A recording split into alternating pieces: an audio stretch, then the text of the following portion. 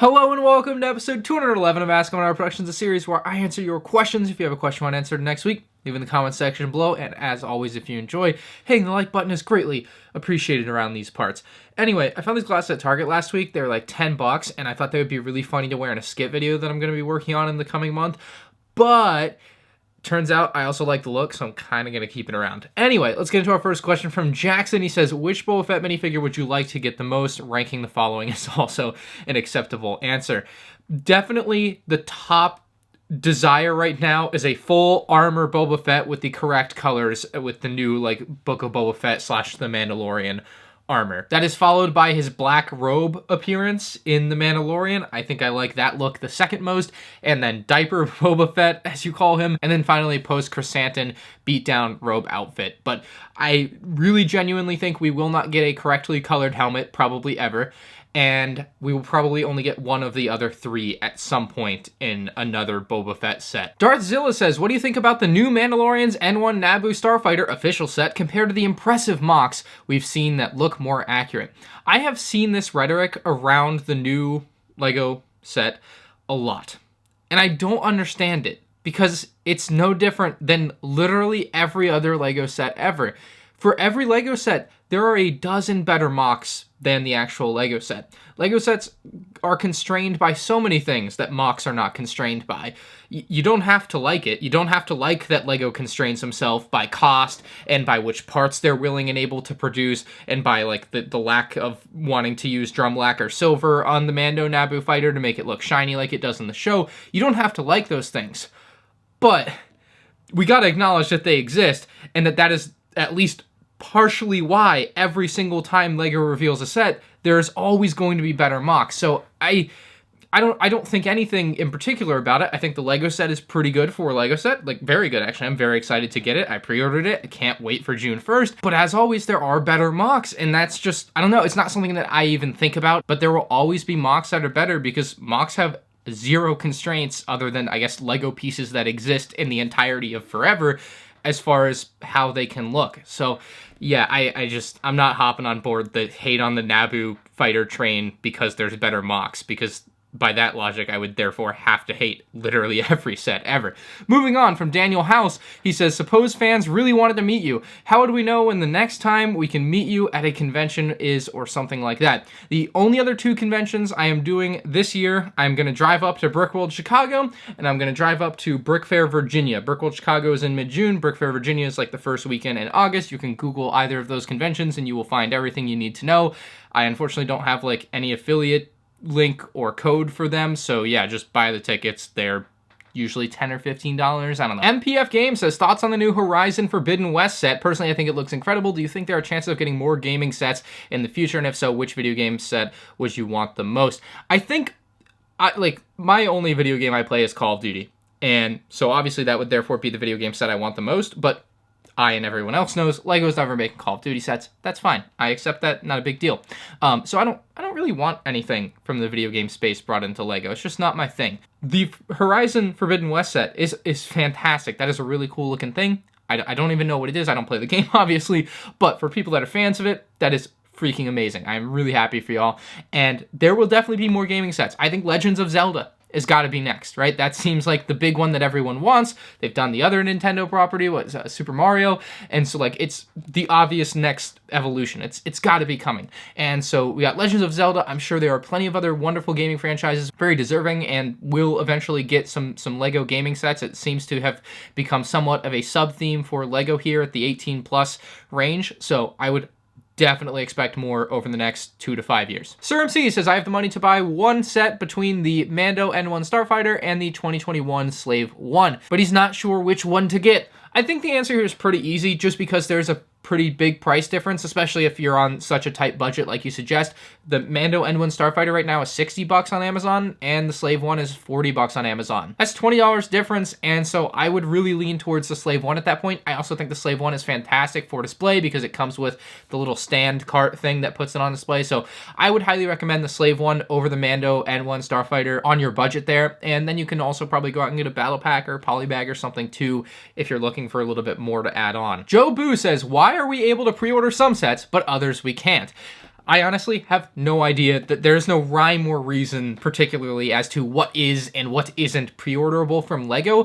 For the majority of LEGO Star Wars' history, we have not been able to pre-order almost anything. So the recent like uptick in pre-orders is pretty crazy to me. Like being able to pre-order the 3 helmet sets, Boba Fett's Palace, and the Mando Starfighter. That's 5 out of the 6 sets coming out like for this current kind of wave, I guess. Like that's pretty crazy.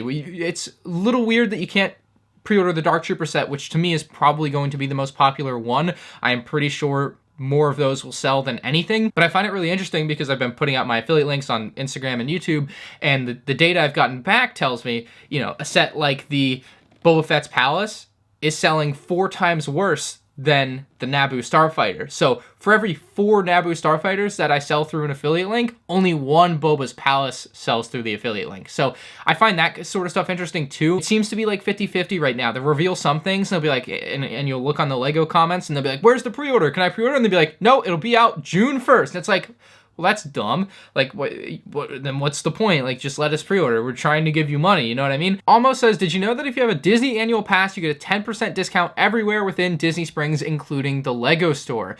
I did know this. However, I don't think it's worth it for me. So for my quick research, the cheapest annual pass that Disney offers is $400. And to break even on that, I would have to spend $4,000 a year at that Disney Springs store. And that is something I surprisingly don't do, because the only things I buy at Disney Springs are usually release day items if I don't already have them, or like if I'm there, I'll pick up a battle pack or something, and that's just not going to add up to $4,000 a year. Like, for example, if you bought every LEGO Star Wars set last year, it would cost you like $2,500. So even if I bought every LEGO Star Wars set at Disney Springs, I still wouldn't break even on my 10% deal. So it's a great thing if you've already got a Disney annual pass and you want something like that. But for someone like me that doesn't really want to go to Disney all the time, you know, maybe when I move over to Orlando and I have that all and I'm like, oh yeah, let's just go on an afternoon and it'd be cool. But like right now, not into that. Miles says, how do you get these sets so early? As you are no longer part of the LEGO Ambassador Network, how do you get them months before they release to the public? Example, the Mandalorian N1 Starfighter doesn't release till June, along with Boba Fett's Palace. So I don't know about months, usually just a couple weeks, a few weeks ahead of time. I don't have the Mando N1 Starfighter that releases in 3 months, but if anyone finds one, please hit me up. There's a litany of ways that I find things early. And the LEGO Ambassador Network was shoddy at best for getting me things ahead of release date. Like, there were some times where it was good, and there were some times where it was really, really bad. And like, there were literally times where they would send me, like, I think the UCS A-Wing. They sent me the UCS A-Wing, and I just ended up buying the UCS A-Wing from Lego.com with express shipping because it came faster than the LEGO Ambassador Network one. Like, stuff like that just rubbed me the wrong way from LEGO. It's like, we want to support you. We want to give you things that should be advertising for us, but we can't get them to you at any reasonable amount of time. And it's like, well, this isn't very useful. My LAN A-Wing finally arrived. Not that I haven't already built one, but now there are 2 of them. I don't know when it became like this, because it was not the conversation that would be had 2 years ago, but before I was in LAN, I got sets early all the time, and like it comes down to just being so ingrained in it for a long time that I've developed a lot of different ways to like look for things, and I keep my eye on a bunch of different forums and Instagram, and there's just a lot of things that I do. And one of the things that I did for this particular wave of sets, I put on my Instagram a couple weeks ago. I'm like, hey, if any of you find any sets early, hit me up on Instagram DM, send me an email. I would love to buy the sets from you and have them express shipped to me. And usually, you know, I would like to pay people extra money that will accept it. And so it's a win-win. You know, they get a little extra money and I get a set early. And so this time around, I'd like to thank Ethan, Elliot, Andrew, Hunter, and Bryce so much for helping me get things early. You guys were very, very speedy, and I really do appreciate the assistance. And so I refrain from like saying which stores I get things early from a lot of the time, though, because I don't want the stores to get in trouble. It's basically like, why would I throw away my source? It's like, if I get something early from a place, I don't want LEGO, because they're watching.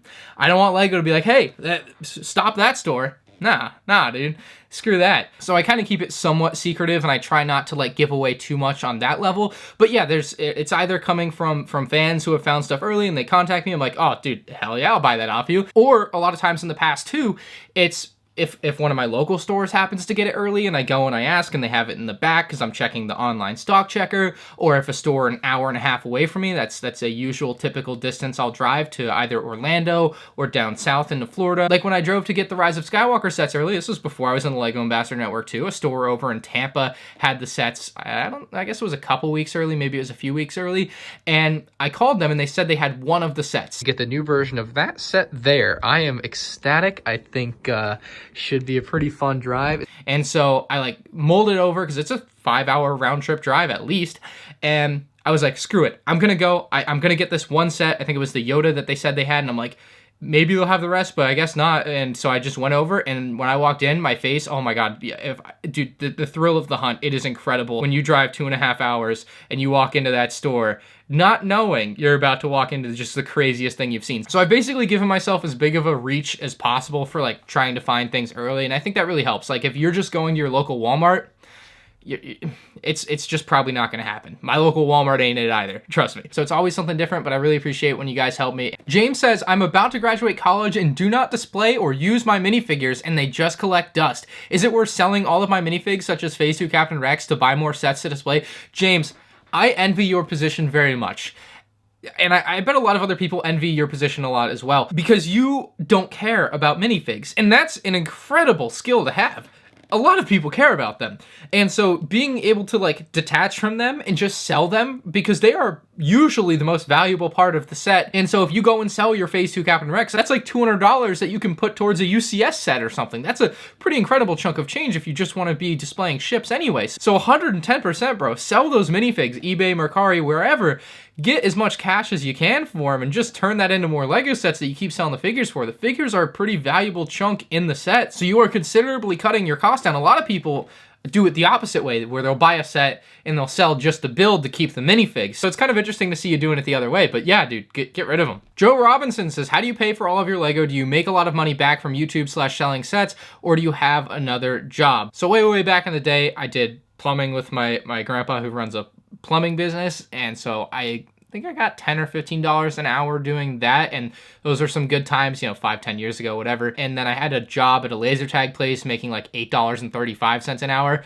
That stunk. I very much envy the new $15 minimum wage that we've kind of found ourselves in, compared to what I was making, I guess it was 4 years ago now. But at this point, with all the videos that I've made, YouTube has become a pretty self-sustaining thing. I mean, it pays for it and then some. Like, I'm hoping to buy a house soon with the money that I've made from YouTube, or at least I'll have down payment money. I can't buy it in cash, unfortunately. But I'm sure you're well aware there are people on YouTube that make millions and millions of dollars and have mansions. Not to dive too deep into the business side of things, but I kind of tried to diversify like the income for YouTube too. So like you have the YouTube revenue, which is by far the biggest portion of it, but also like Amazon affiliate links, where I will have, if you buy recently the Vader's Castle went back up for sale, and I was like, oh my God, this was retired and now it's back on Amazon for $130. It was going on eBay for like $180, $190 or whatever. And I was like, guys, if you want one, here it is. And so, I put my affiliate link with it, and with Amazon affiliate links, I get 3%, I think, of every set bought. So let's say 100 Vader's Castles sell and I get $4 a piece. Well, I just made $400.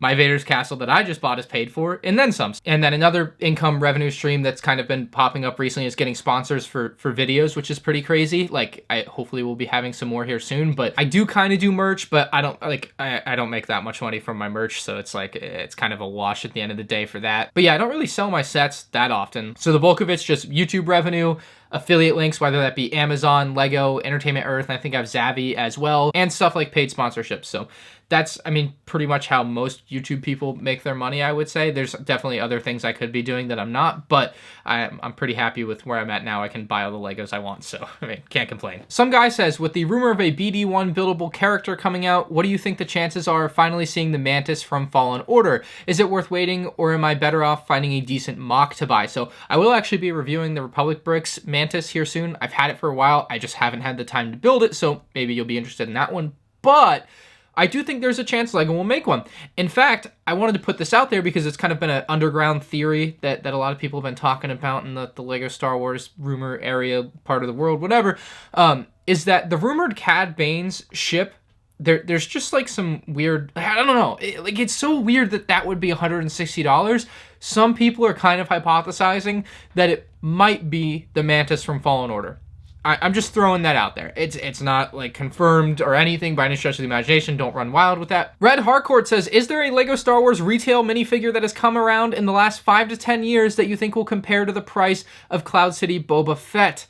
There is no way anything will ever touch Cloud City Boba Fett from like a retail box set. The part of the reason Cloud City Boba Fett is so expensive is that figure came in a set that at the time was relatively expensive at $100. $100 just isn't as expensive. Obviously, inflation and everything. It's just not as much as it was in 2003, obviously. It was also available at a time where way less people invested in Lego sets and Lego Star Wars sets, so there was hardly any, that were purchased as investments in that sense. So pretty much everything that was purchased was either given to kids and, either ruined, destroyed, played with, whatever, lost in a box at some point. And very few were bought by collectors like me and probably a lot of you guys would nowadays. And on top of all that set was a Lego store exclusive. So it was only sold at Lego stores and Lego.com. There were not a lot of Lego stores in 2003. So that therefore they just weren't very widely available. Obviously they were easily available online. There just weren't a lot of people buying online in 2003. Like I think you're following my line of thinking down the funnel here, that there are just very few places that sold that Cloud City set. And so following that logic,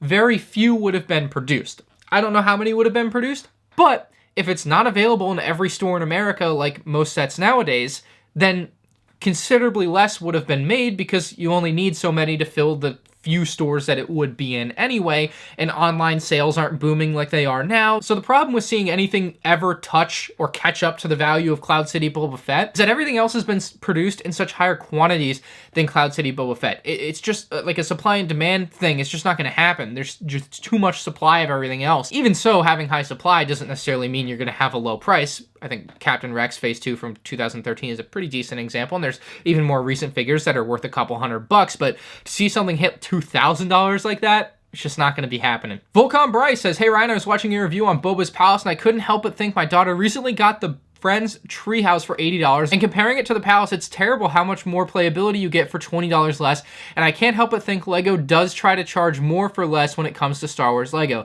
Thanks, love your videos. You're absolutely right, and this Treehouse actually looks like a pretty cool set. I think that is a great example to bring up here. Lego absolutely can and probably does charge more for less with Lego Star Wars. I don't think this is an incorrect theory, and I don't think Lego is wrong for doing it either. Star Wars is by far their biggest, best theme, and there's just no why, if you're a business trying to make money, man. I mean, obviously they can't go and charge $200 for a Boba Fett's throne room, but if you can charge an extra $20, and they obviously can and will, why wouldn't you? Now, the other thing with Star Wars, obviously, is that Star Wars has licensing fees, so every time they sell a Star Wars set, they pay a chunk of money to Disney. That could be up to 20%, I don't know. But obviously that's gonna factor into your cost a little bit. They say they spread that throughout the theme, so it's not just, hyper-focused on themes and makes it really obvious, but it's still gonna be part of the cost. But I 100% agree with you. When you look across the board and you look at other themes and compare it to Star Wars, a lot of other themes are better values in the sense of like how many minifigs you get or how big of a build you get. But part of the value of Star Wars is that it's Star Wars. You're buying a Star Wars set. You get this cool thing. It's going to cost you more. It does suck. I agree. But that's just the way it is. Toasty McToastface XD says, is the roof of Boba Fett's palace worse than the AAT's cannon? Oh, man. Oh, boy. Yeesh. I think the Boba Fett's palace display look is worse than the AAT, yes. It's bad. Corbin says, how do we know it costs 10 cents on average to produce a brick? And the answer is, I guess we don't. It doesn't cost 10 cents per brick to produce because it costs way less than 10 cents per brick to produce. That's just what people want to pay for and feel good seeing in their mind. Like, oh, this number is round and therefore it makes it a good price. That's all. That's literally all it is. That's all the 10 cents per price per piece per price thing has ever been. I like pretty numbers. The actual Lego itself probably accounts for somewhere between 10 and 25% the cost of a set you're buying. Everything else, I mean, it's dirt cheap, and we all know it, but that's not the whole story there. Anyway, guys, thanks so much for watching episode 211. If you're new around here, make sure you hit the subscribe button. If you enjoyed, hit the like button. If you have a question for next week's episode, leave it in the comment section below. Bye, everyone.